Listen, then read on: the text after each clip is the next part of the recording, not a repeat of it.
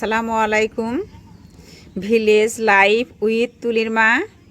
আমি তুলির মা সকাল সকাল চলে আসিছি আপনাদের সামনে এক রেসিপি নিয়ে।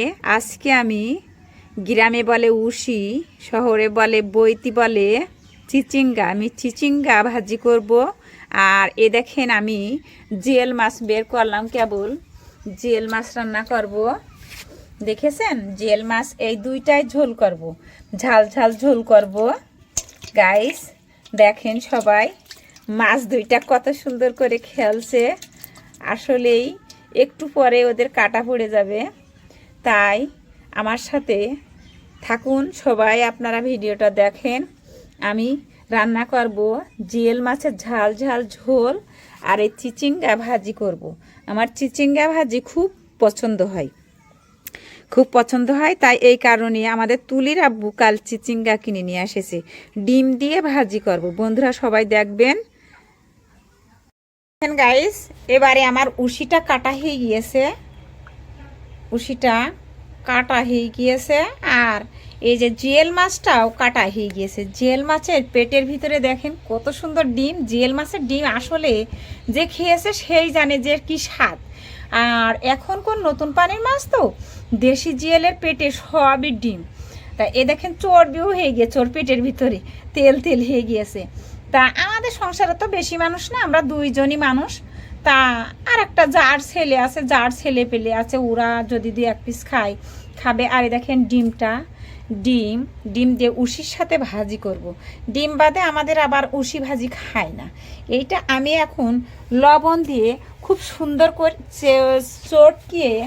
চটকিয়ে নরম করে নিব।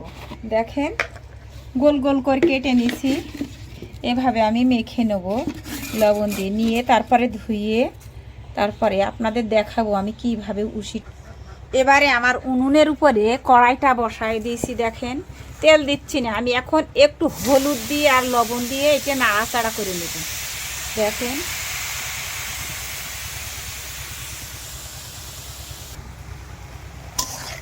এবারে আমি নাড়াচাড়া করছি। দেখেন পানিটা যাতে শুকিয়ে যায় সেই পর্যন্তই আমি নাড়াচাড়া করব। 3 মিনিট মতো আমি এটা নাড়াচাড়া করব। এই যে এবার আমার কড়াইটা নামিয়ে ফেলেছি, এবার আমি ঢেলে ফেলবো একটা বাটিতে।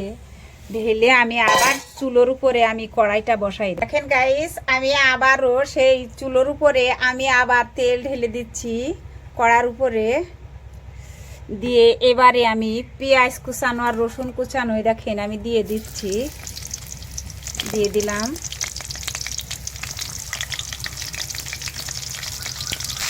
দেখেন এটা প্রায় লাল লাল হয়ে আসছে আমার পেঁয়াজটা।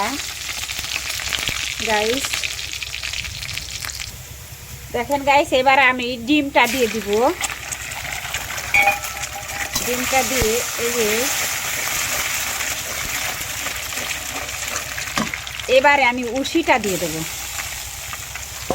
দেখেন গাইস এবার এটা সম্পূর্ণ নাড়াচাড়া করছি।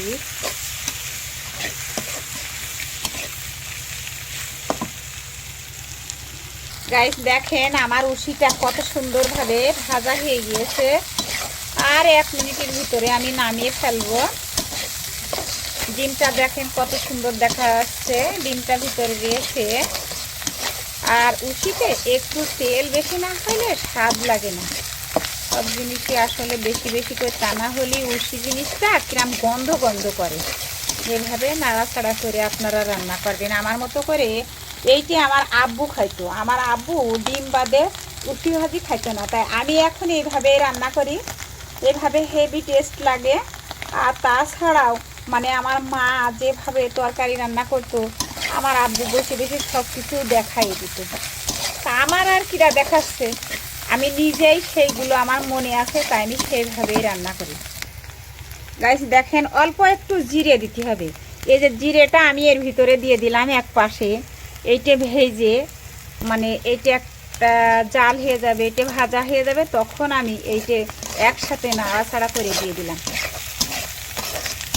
গ্রান আসছে জিরাটা দেওয়ার পরে। দেখেন গাইস, আমার উশিটা হয়ে গিয়েছে, এবার আমি নামাবো। দেখেন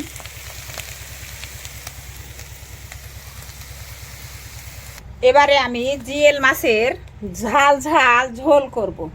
দেখেন গাইস, আমি তেল ঢেলে দিচ্ছি।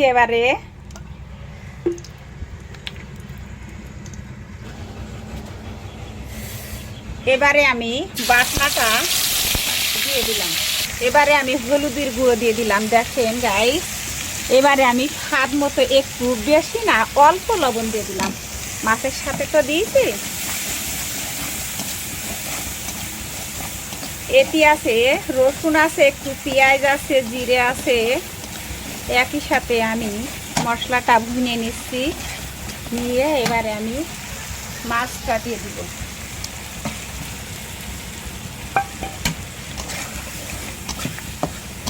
মাছটা দেখেন ভুনে নিচ্ছি আমি।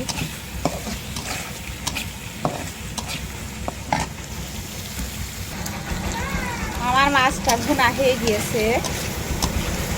দেখেন বন্ধুরা, এবারে আমি ঝোলের যে পানিটা দেব এইটা আমি দিয়ে দিচ্ছি।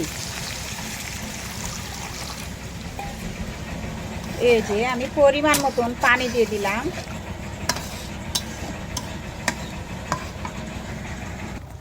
আমার জিএল মাছটা ঝোল হয়ে গেছে। দেখেন গাইস, আমার রান্না করা শেষ।